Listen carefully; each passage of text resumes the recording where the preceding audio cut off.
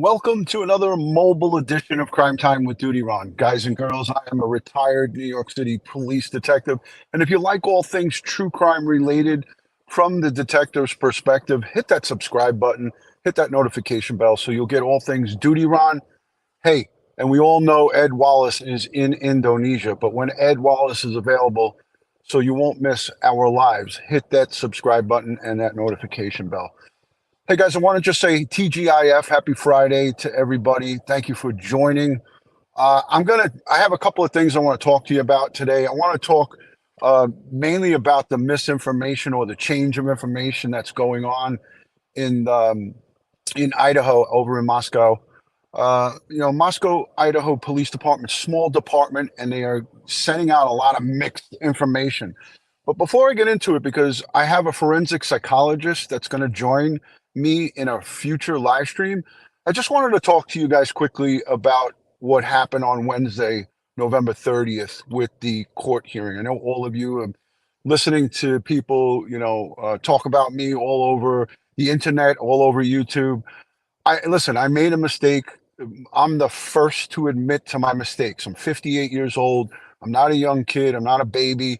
I definitely messed up with the audio in that court hearing.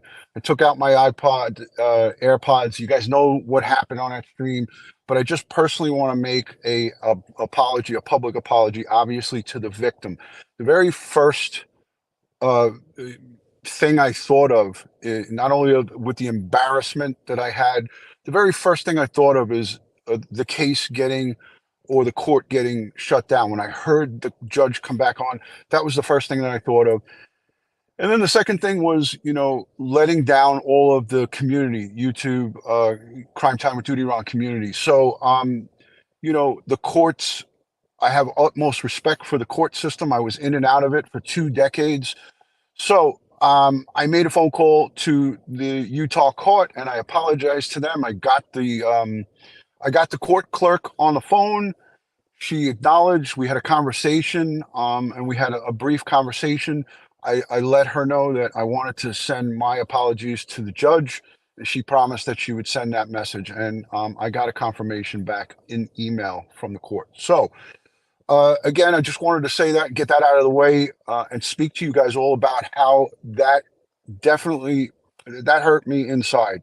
And if it's not clear and evident, thank you, by the way, for, the super love and all of the, accolades in the chat. And for those of you who reached out to me and defended me across social media, who sent me emails, text messages, phone calls, you guys are freaking awesome. So I want to give thanks and praise to you, the good, the good people who know when,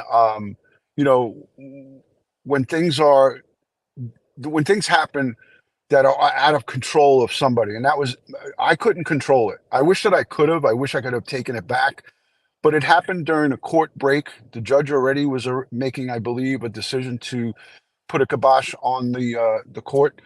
So be that as it may, I just wanted to just come live here. And again, I have to say thank you to all of the people who have faith in me, who realize that, I'm all about victims and families, and anybody that has suffered from sexual assault or any horrific crime. I wanted you guys to know that I'm 100% behind you. And what happened on Wednesday really hurt me in the heart, because I didn't know it was happening until it was too late, and you can't take things back. So at 58 years old, I know that life is full of trials and tribulations, and that we learn new things every day. Now I know that these AirPods are not my friend; they are my enemy. So I just want to say thank you to everyone who stuck by me and knew that I'm not that kind of person to maliciously sabotage, first and foremost, a very, very serious court appearance, and number two, any type of court proceeding. I respect the criminal justice system. So, be that as it may, let's put that aside. And anybody that has any further questions, I don't mind anybody coming coming and leaving messages for me. I took a whole day of not looking at anything. So for 24 hours, I left it up to my moderators to look at the comments, look at the chat, so forth. If you have something to talk to me about, you could send me an email. You could go on to DutyRon.com and send me a message. But in the comment section is not a place where I tolerate bullying, nastiness. If you want to be nasty, this is definitely not a place. And I definitely did get a lot of nasty comments. So those were dealt with accordingly. And I just want you guys to know, for those of you who send me messages and talk to me, on Wednesday, on the 30th, I was in the process of gifting 10 memberships to the community, to you guys. And when I was doing that, unbeknownst to me, it was being broadcast through the court, because I took this darn thing out of my ear and I put it inside this case. I flipped the case open, I put it in, closed the case. As soon as I closed it, that was when all hell broke loose. Anyways, thank you guys. And let me see, there was some super chats. Ultra Dark CEO just finished the autopsy review. You and you conducted quite interesting as well, and as informative. Thank you, Dark Ultra Dark CEO. And there was a couple of other stuff that came in, like some new members or members messages. I apologize. I'm in the mobile, so it's hard for me to see it all. So apologies there. All right, as we know, let's move forward. As we know, Ed is in Indonesia. It's 13 hours ahead of us. Hi, Mount Game Calls. Good to see you. So Indonesia is 13 hours ahead. Carmen, thank you for, wow. I got to look that up. Let me know what currency that is. Thank you for the super sticker. Much appreciated. Carmen Czar sends in 140. Much appreciated. So Ed's 13 hours ahead of us, but we're going to try to work out some stuff. We're going to try to work this out. So I have Dr. Joni Johnston. Now, by a show of hands here, how many of you have been here long enough that you remember Dr. Joni Johnston? She has her own YouTube channel. It's called Unmasking a Murderer. And it's $9. Thank you, Mama Guide. Thank you for the conversion. Listen, any donation, whether it's $1 or, much, much appreciated. Thank you. So Dr. Joni Johnston, I spoke with her on text message. She emailed, texted me back early this morning. She's on California time.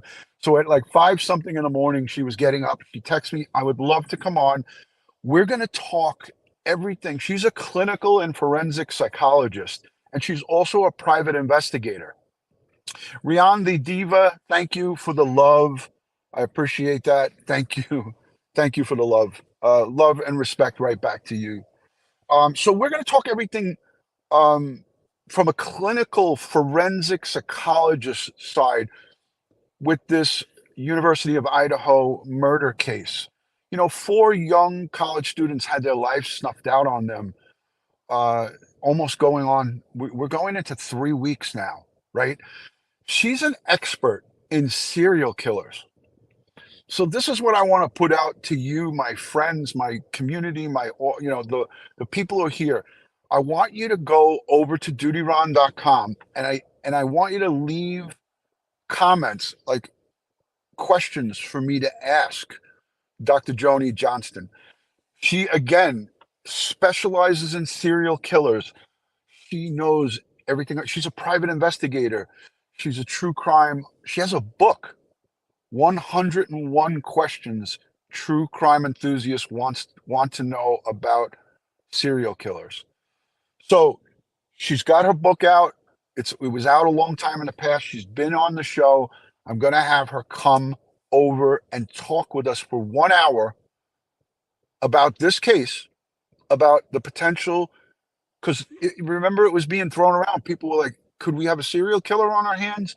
We're going to talk to her about what are some of the characteristics of serial killers. What do they display, if there's anything? And we're just going to pick her brain apart. So I want you guys to send messages on DutyRon.com and label it forensic psychologist or Dr. Joni Johnston show, and questions in regards to this case, anything that you want to ask. and anything that would be serial killer related. All right. So she's going to join us sometime this weekend. I don't know if it's going to be tonight. I don't know if it's going to be tomorrow night, but we have to work to try to get Ed. Of course, we want Ed intertwined in this. So he's 13 hours ahead. So we got to try to work out the logistics to get Ed on. If we can't get Ed on, we'll do the show just with me and her. All right. In Moscow, Idaho, the police chief and the district attorney keep sending mixed messages to us. Now, by a show of hands here, how many people are frustrated with the news? What the news is putting out is obviously coming from the police and the district attorney.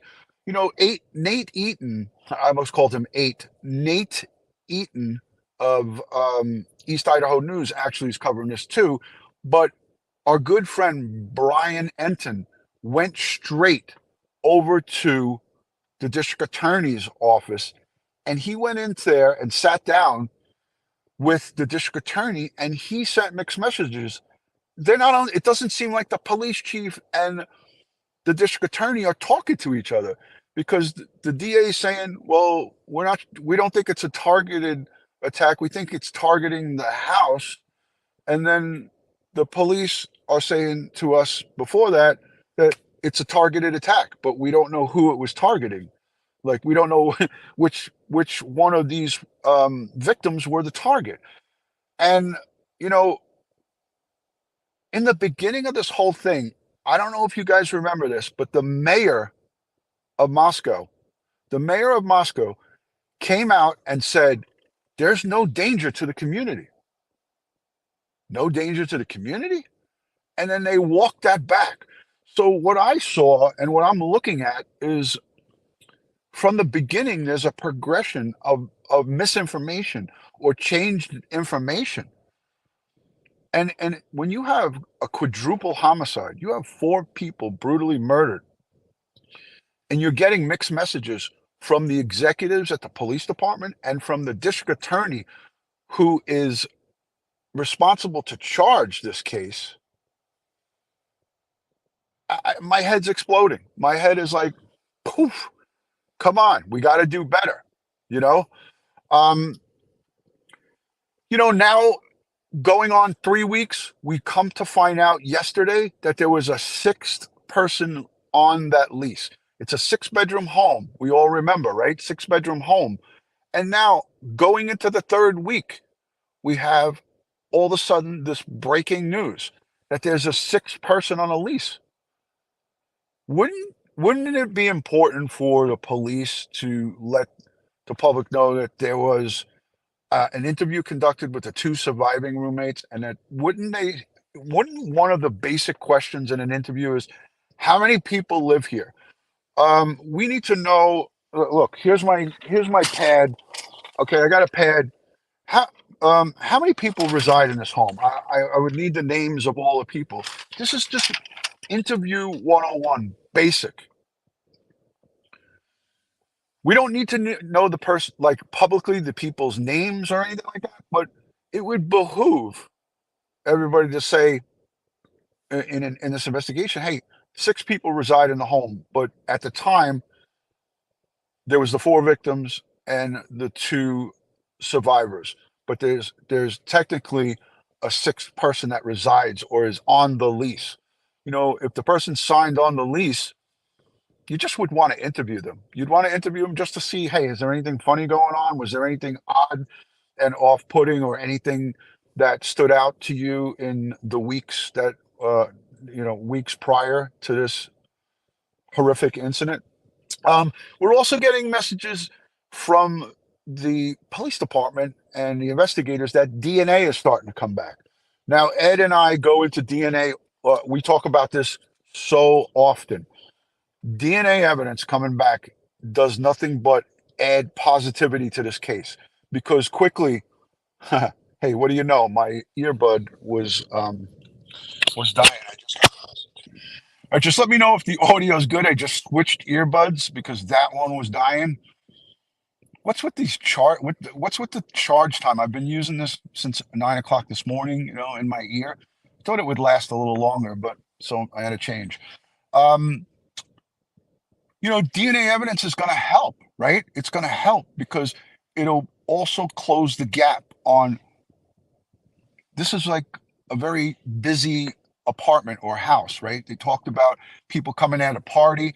So we can do some DNA elimination of people who were, not suspects and things of that nature.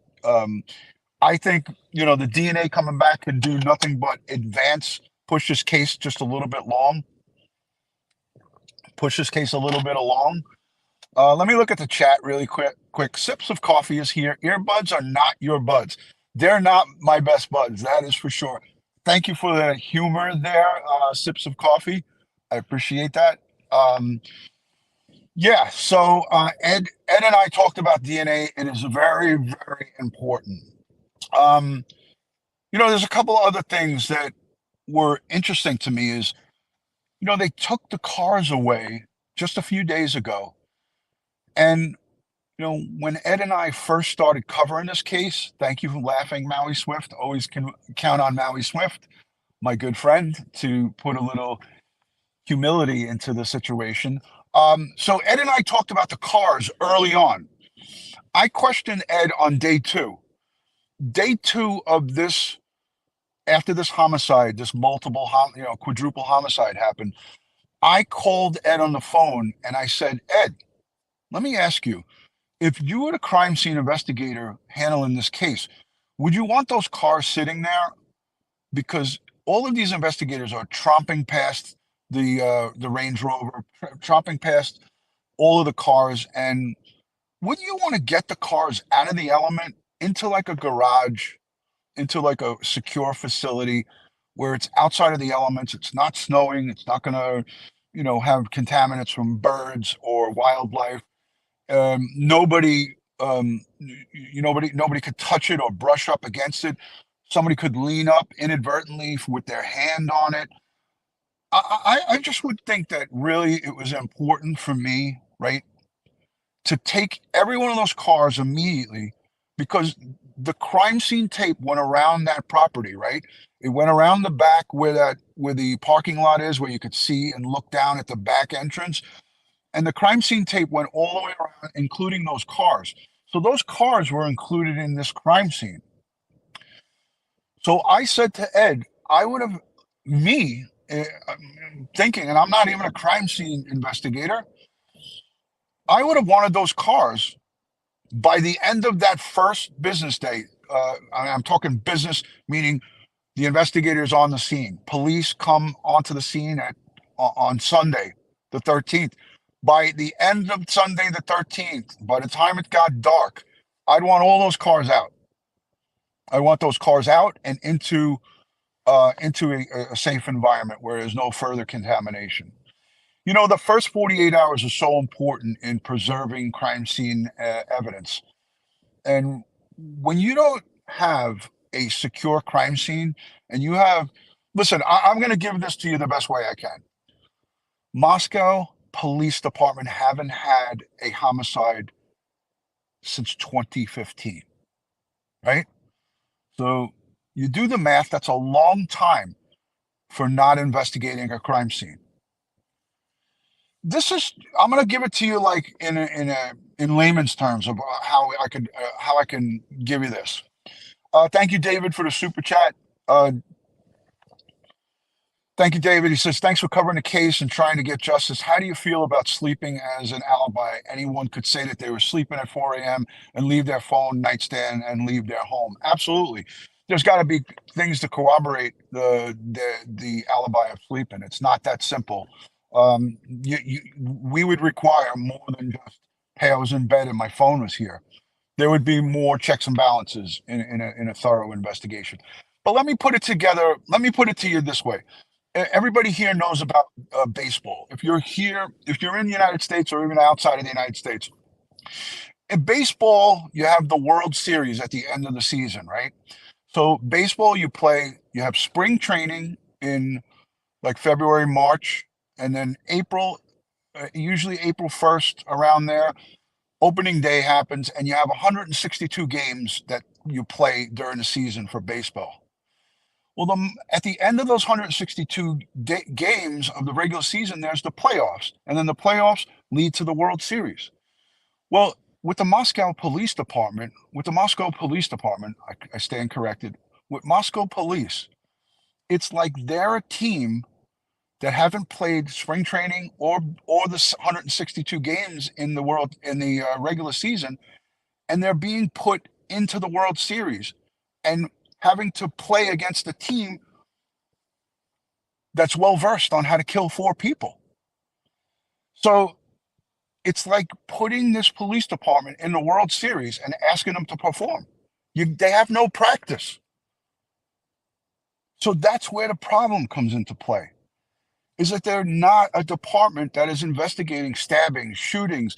They're going to college drunken disorderlies, college fights, disputes in bars, maybe husband and wife disputes, maybe loud and disorderly, or ringing alarm, or break-in at a home. Those are the kind of crimes that are happening around there. They're not investigating big-time quadruple murders. For the New York City Police Department, and our good friend Sergeant Bill Cannon would say, hey, we get homicides, in 1991, when I started in the police department, we had 2,200 murders. We had 2,200 homicides in 1991. Can you imagine how much work our homicide squad detectives, how good they were at that? Because of experience and having intricate cases. The FBI doesn't investigate murders. Let me just put that up on the screen. Yeah, okay, but the FBI is helping them. So the FBI, the last time I checked, they don't investigate murders from the beginning to the end. They help supplement. So, you're wrong. The FBI does not go and take on investigations for murders. They help to supplement with CSI stuff, with lab work, with forensic collection and evidence. They do not work like a gumshoe detective works crime scenes. So the FBI is there to help, but who was there in the beginning, in the first 48 hours? The Moscow Police Department. So I hope and pray that they secured the scene and did the right thing and didn't further contaminate this very important crime scene. And that's the bottom line. That is the bottom line. DNA is coming back. They say it was an isolated, targeted attack on the victims, and then they walked it back and said it was targeted to the residents, and then they walked it back and said it was targeted back to on the victims. We heard from the parents at the at the prayer vigil, and one of the victims' fathers came out and said that the girls were in bed together, that they died together, they grew up together and died together, right? So the sad part is that Kaylee and Madison grew up as kids together, went through high school and grade school and college, and they died together. Now, I don't know if the police wanted him to put that information out there, but he did, and now it's out there. People ask me and have sent messages and emails, does that hurt the case? I say to that, yes and no, because we don't know exactly what they have or what they don't have, So it's an interesting balance of wanting to get out information, and I don't blame her, the father and the parents and the sisters and brothers. If God forbid you were in that same position, you'd want information given to you at least, right? So for me, the bottom line here is, I say this: if you want information that would be hurtful to a prosecution, I don't know, what good that will do. So I say we have to be patient. We have to give them all of our, we got to give them all of our help, and they need help from the public. That's why I put in the thumbnail of this video, I put that 800 number, and I linked it in the description. There's a email address and a 800 number where you can call, or a local number where you could call in tips. So we're relying on the public to call in tips. And that brings me to the next thing. I am planning also another live stream, another informative live stream on college students' personal safety and home safety. How can you secure an off-campus apartment or even an on-campus apartment? I'm working with Active Self-Protection, John Correa, who is a guru when it comes to self-protection. And he's a knife and edge weapons expert, but he's also a personal protection expert. And I'm also talking with Jennifer Koffendorfer, who is that she has her own company, she has her own school, and she teaches personal safety. So I think that'll be an important thing for all of our college students, not just the students here in Idaho that are all worried and on edge, but it's going to be good for students across the country, across the world. So yes, Stereophonics mom, Ed is in Indonesia. It's 13 hours ahead of us, so we're going to be working with Ed to try to get things correct. We're going to try to get on the same page with our times. So I may have to go live earlier in the day on the weekends to make up for his time, because it's 13 hours. Anika in South Africa, good to see you. Miss Donna Marie, thank you for all of your kind words. Haunted Ramblings, DutyRon, hi from Windy, Missouri. Thank you. Judge Judy, thank you for being here. Jane, thank you. Thank you. So, Paul, thank you for the super chat. Much appreciated. Not an investigator, but there's something on Reddit, crime scene being very compromised by students when they first arrived. Yeah, that's always a concern. That's always a concern. Nbred, thank you for the email. I will be checking emails. I kind of like stayed away from, checking social media and emails for the last 24 hours, but I'm going to start looking back at all the emails now. So give me just a little bit of time to go through that, and I will be on to catching up to all the emails. I just took a little bit of a break. There's just a lot of hecticness going on. M. Finn, always good to see you. She says Jen Koffendorfer is one of news items, and she's excellent. Yes, I've seen many videos that she's put out on personal safety. So Anika's in South Africa, and Carmen's saying hello to her. Thank you. Much appreciated. Thank you for everybody for hanging out here with me. I'm not going to be able to stay live too much longer, but Rachel Rogers says, are you and Ed going to give your input on the pic I sent at some point? I'm highly interested, Rachel. Absolutely. Let me highlight that comment if I could find it. Where are you? There she is. So Rachel sent in some really interesting photographs to us. They're available out on the internet, and Ed and I are going to do a little bit of an analysis and look at them. He's already got them. They're in his possession. But this is just a testament to the great community we have here. Rachel Rogers, she sent me on multiple social media platforms. I think it was Facebook and Twitter. If you have any information or leads, obviously go first and foremost to the police department with, information and leads in regards to this case or any case. I recommend first and foremost to go in all of the videos that I have it linked in the description on how to call in tips and stuff like that. But if there's anything of concern that you might want Ed and I to look at that's not, tip related or crime scene related, or if it's stuff that's out there that's readily available to the police and you want us to look at it, send it to us on DutyRon.com or go to my social. Follow me on all things social media, one word, DutyRon, Instagram, Facebook, Twitter, and TikTok. And then you could go over to DutyRon.com and you could send a message anytime that you would like. All right, listen, I want to send a lot of love and respect. Again, I'll circle back. Thank you to everybody who has supported me. There's a lot of viciousness out there. There's a lot of people who like to get that mob mentality and jump on the pile and, kick somebody when they're down. Yes, I had a bad day on Wednesday.